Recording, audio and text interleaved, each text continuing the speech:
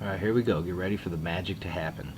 What I want to show you guys right now is my thinking process and how I'm going to brainstorm about answering this claim and proving this claim that we see on the screen right now. So the claim that I'm going to make is the Constitution contributed to the certainty of the Civil War.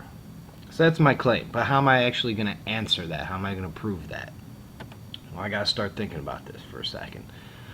So what am I gonna do? Well, I have a computer sitting in front of me. Why don't I Google the claim? Okay, and let's see what happens here. So if I come here to the internet, right? And I already searched it in there, right? And it's up here. And I wrote the Constitution, if you follow my cursor at the top here, okay? Screen bigger for you. I wrote here in Google, the Constitution caused the Civil War. Right? Let me see what pops up here. If I look at the first website here, it says Constitution causes Civil War. No kidding. I probably want to read that one.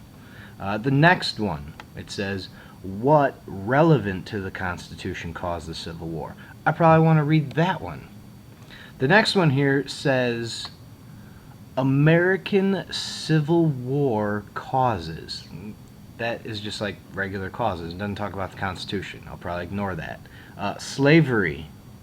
I'm probably going to ignore that for now. Slavery, ignore it. Causes of the Civil War, ignore it. Ooh, the Constitution's contribution to the Civil War.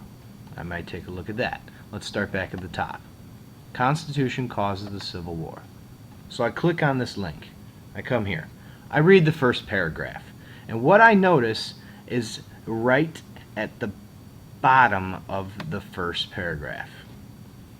Whoever wrote this, what they're going to try and argue is that the Electoral College, which was created in the Constitution, the Electoral College is one reason that led to the Civil War.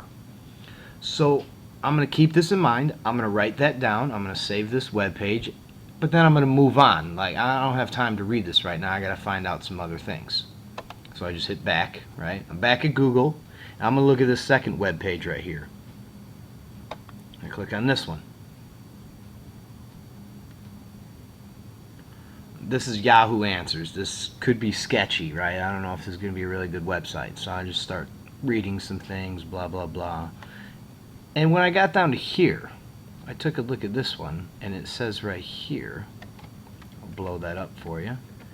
This person wrote, the lack of a perfected 10th Amendment. They're going to argue that that was a cause of the Civil War. So I'm going to keep that in mind, that the 10th Amendment, which is talking about states' rights, is also a cause for the Civil War. So now I got two, right?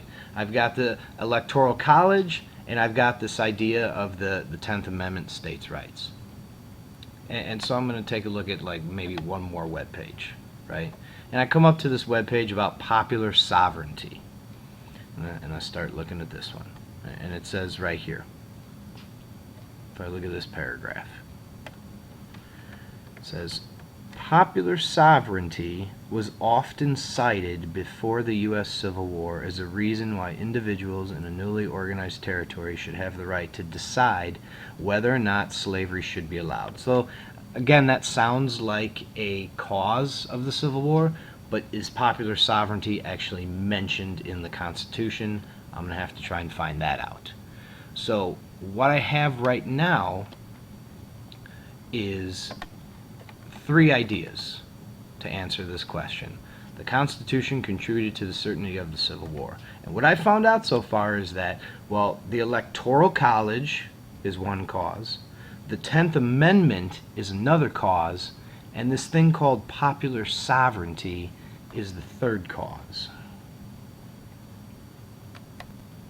So I've done my research, and I want to save those websites, right? And I got to start looking at this stuff. So I've got my three websites here. All I did was Google causes of the Civil War related to the Constitution.